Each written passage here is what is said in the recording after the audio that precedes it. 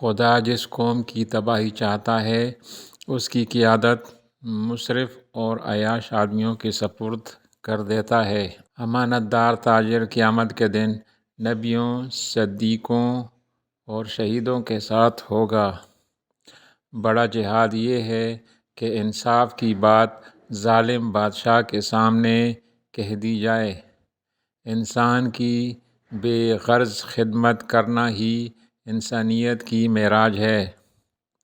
مجھے رمضان کے روزے رکھنے سے اور مسجد حرام میں اعتکاف بیٹھنے سے یہ چیز زیادہ عزیز ہے کہ میں بوقت ضرورت اپنے بھائی کی مدد کروں۔